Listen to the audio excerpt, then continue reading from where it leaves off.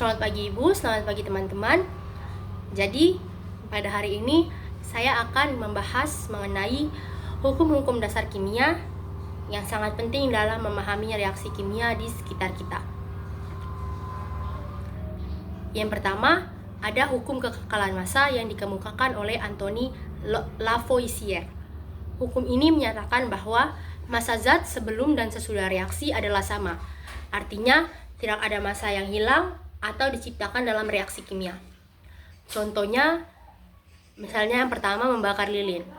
Ketika lilin dibakar, ia akan menghasilkan cahaya dan panas.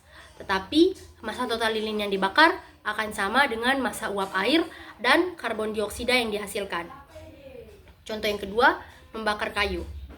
Ketika kayu dibakar, kayu akan berubah menjadi abu, asap, dan gas.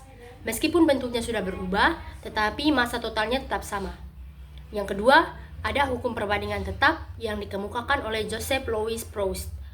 Hukum ini menyatakan bahwa dalam suatu senyawa, perbandingan massa unsur-unsur penyusunnya selalu tetap. Misalnya, yang pertama, garam dapur atau NaCl. Dalam garam dapur, perbandingan antara natrium atau Na dan klor atau Cl selalu 1:1. Artinya, setiap kali kita membuat garam, komposisi natrium dan klornya selalu sama. Contoh yang kedua, air atau H2O. Dalam air, perbandingan antara hidrogen dan oksigen selalu 2:1. Setiap molekul air terdiri dari 2 atom hidrogen dan 1 atom oksigen. Yang ketiga, ada hukum perbandingan ganda yang dikemukakan oleh John Dalton. Hukum ini menjelaskan bahwa jika dua unsur dapat membentuk lebih dari satu senyawa, maka perbandingan massa unsur tersebut akan membentuk bilangan bulat sederhana. Misalnya, contoh yang pertama, karbon monoksida atau CO dan karbon dioksida atau CO2. Karbon dapat bergabung dengan oksigen untuk membentuk CO yaitu 1:1 dan CO2 yaitu 1:2. Ini menunjukkan bahwa saat karbon bergabung dengan oksigen dalam jumlah yang berbeda, perbandingannya tetap sederhana. Contoh yang kedua ada amonia atau NH3. Dalam amonia, nitrogen selalu berikatan dengan 3 atom hidrogen dengan perbandingan 1:3. Yang keempat, ada hukum perbandingan volume yang dikemukakan oleh Gay-Lussac. Hukum ini menyatakan bahwa pada suhu dan tekanan yang sama, volume gas-gas yang bereaksi akan berbanding lurus dengan koefisien reaksi mereka. Contohnya yaitu yang pertama, pembakaran gas.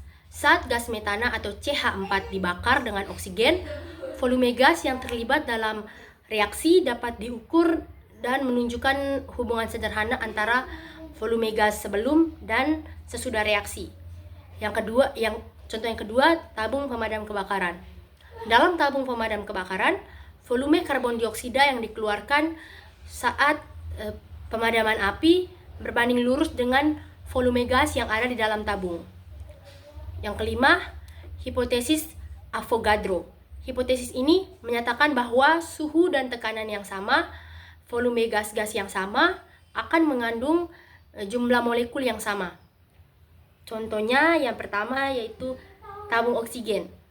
Jika kita memiliki 2 tabung oksigen dengan volume yang sama pada tekanan dan suhu yang sama, maka jumlah molekul oksigen di dalamnya juga akan sama.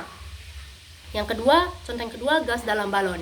Jika kita mengisi 2 balon dengan gas yang berbeda, tetapi memiliki volume yang sama pada suhu dan tekanan yang sama, jumlah molekul gas dalam kedua balon tersebut adalah sama.